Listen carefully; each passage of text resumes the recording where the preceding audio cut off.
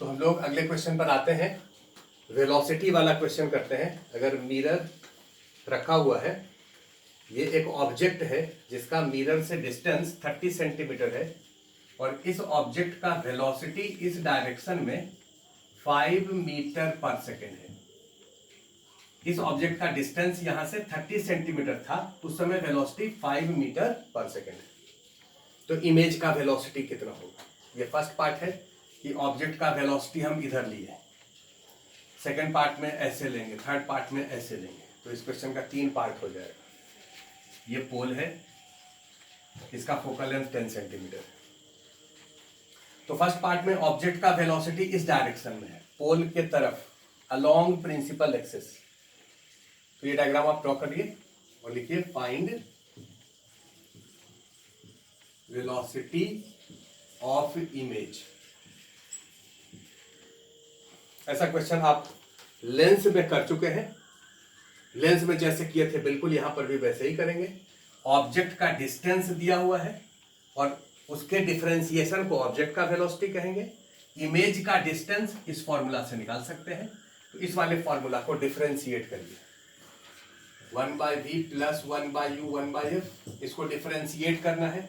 Differentiation पहले कई बार कर चुके हैं आप। 1/v का डिफरेंशिएशन टाइम के रिस्पेक्ट में -1/v square dv by dt -1/u square du by dt और f तो कांस्टेंट है, इसका डिफरेंशिएशन 0। dv बाई dt हो जाएगा -v/u का whole square du by dt। इसको v/u के होल स्क्वायर को लिख सकते हैं -v/u का होल स्क्वायर, क्योंकि प्लस या माइनस का स्क्वायर करें बात एक ही होगा। इसको लिखेंगे velocity of image with respect to mirror in x direction. इस बात को पहले भी समझाया, फिर से एक बार समझाते हैं। ये जो v है वो इमेज का डिस्टेंस कहां से है? मिरर से है। u ऑब्जेक्ट का डिस्टेंस कहां से है? मिरर से है। अगर मिरर का पोजीशन यहां हो जाए तो ऑब्जेक्ट डिस्टेंस चेंज कर जाएगा।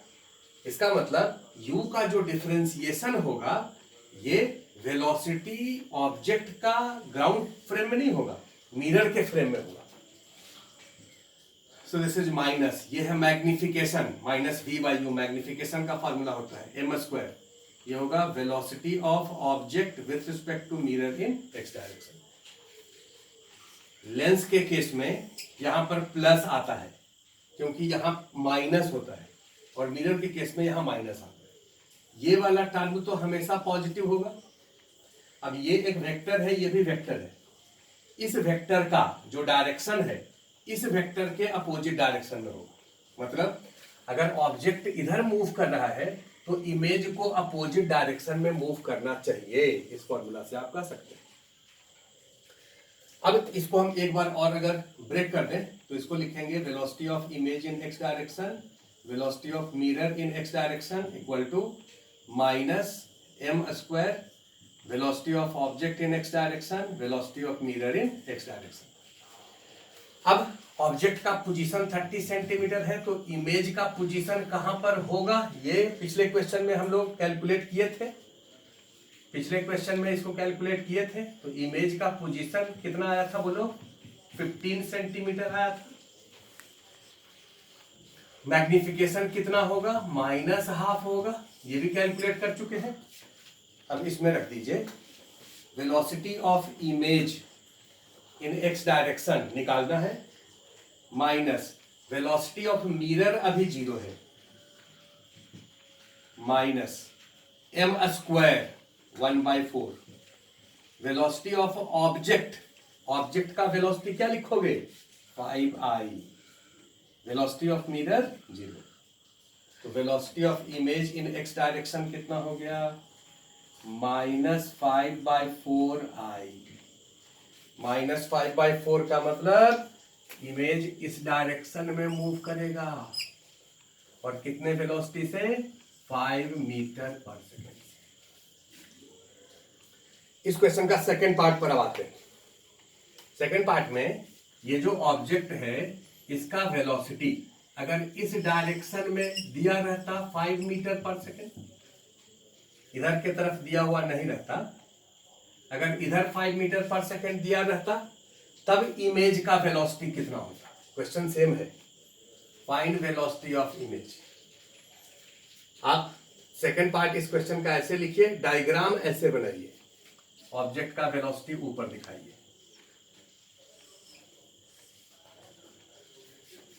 ये वाला पार्ट कैसे सॉल्व करेंगे, कुछ आइडिया आप लोगों को होगा, क्योंकि अगर प्रिंसिपल एक्सिस के परपेंडिकुलर वेलोसिटी निकालना है तो इस वाले फॉर्मूला को डिफरेंशिएट करते हैं। ये फॉर्मूला क्या है भाई, height of image equal to m height of object. Differentiate करिए, इसका differentiation velocity of image with respect to mirror in y direction. Height किधर है, y डायरेक्शन में। y डायरेक्शन का मतलब है प्रिंसिपल एक्सिस के परपेंडिकुलर, तो इस डायरेक्शन में वेलोसिटी इमेज का किसके रिस्पेक्ट में, मिरर के रिस्पेक्ट में, क्योंकि प्रिंसिपल एक्सिस मिरर का है। दिस इज m कांस्टेंट रहेगा, क्योंकि अगर कोई ऑब्जेक्ट यहाँ या यहाँ या यहाँ आए तो इमेज जो है वो ऐसे ऐसे ऐसे इधर मूव करेगा, मतलब इसी लाइन के अलोंग ऑब्जेक्ट और इस लाइन के अलोंग इमेज मूव करेगा, तो मैग्निफिकेशन का वैल्यू चेंज नहीं होगा। यहाँ पर ऑब्जेक्ट जो है वो 10 सेंटीमीटर का हो या 50 सेंटीमीटर का हो, मैग्निफिकेशन का वैल्यू सेम रहेगा, क्योंकि v and u distance same है, तो इसलिए m कांस्टेंट होगा। इसका differentiation velocity of object with respect to mirror in y direction, velocity of image in y direction, velocity of mirror in y direction m, velocity of object in y direction, velocity of mirror in y direction. Mirror का चूंकि कोई velocity अभी नहीं है तो ये term zero हो गया, इसको जीरो कर दीजिए। मैग्निफिकेशन लिखेंगे -12 ऑब्जेक्ट इन y डायरेक्शन, ये कितना है 5j, ये टर्म कितना है 0, मिरर का कोई वेलोसिटी नहीं है, तो आंसर हो गया -5/2j, मतलब इमेज का वेलोसिटी इस डायरेक्शन में होगा, कितना 5/2 मीटर पर सेकेंड। ये सेकेंड पार्ट हो गया। थर्ड पार्ट में अब आ जाइए आप, क्वेश्चन के थर्ड पार्ट में आ जाते हैं।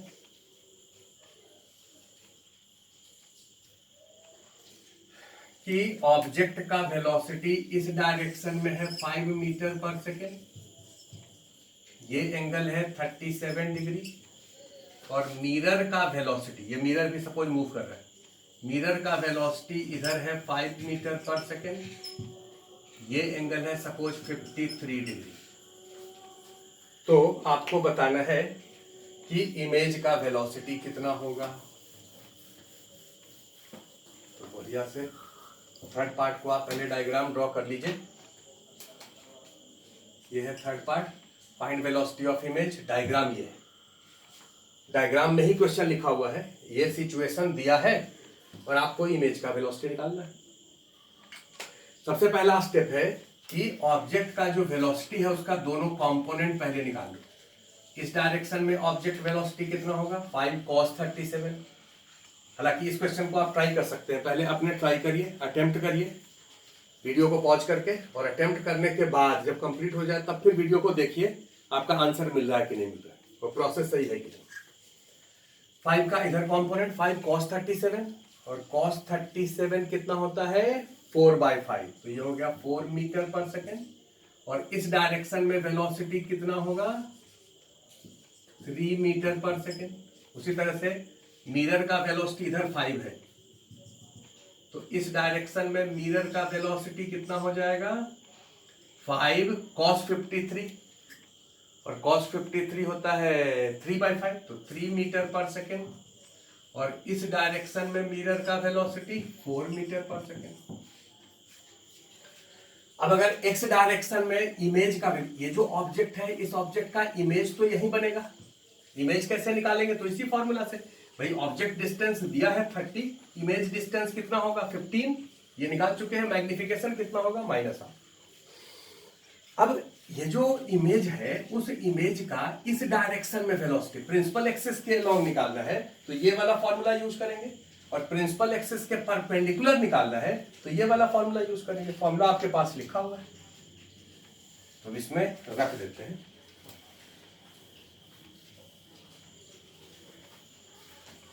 जरा रख दीजिए। Velocity of image in x direction निकालना है, छोड़ दीजिए।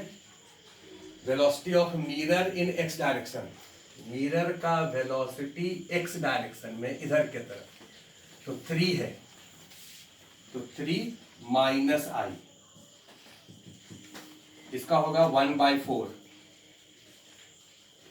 Object in x direction 4i, mirror minus 3i। तो velocity of image in x direction कितना हो जाएगा? -1/4 और ये 4 3 7 और माइनस माइनस ये प्लस हो गया, इधर जाएगा तो -3 आएगा। तो ये 7i था, 4 3 12, 12 और 7, 12 7 4 3 12 और 7 -19i/4। और यहाँ पर velocity of image in Y direction, mirror in Y direction है 4j -12, object in Y direction है 3j -4j। तो velocity of image in Y direction हो जाएगा, ये हो गया -1, 1/2j और यहाँ हो जाएगा +4j, 4 दूना 8 1 9, 9/2j। तो नेट वेलोसिटी हो जाएगा, वेलोसिटी ऑफ इमेज वेक्टर अगर लिख दें तो ये होगा -3i +9/2j, ये आंसर हो जाएगा। तो इस क्वेश्चन को कंप्लीट कर लिया हम लोग। ये ऑप्टिक्स का दूसरा क्वेश्चन था। अब आएंगे तीसरा क्वेश्चन।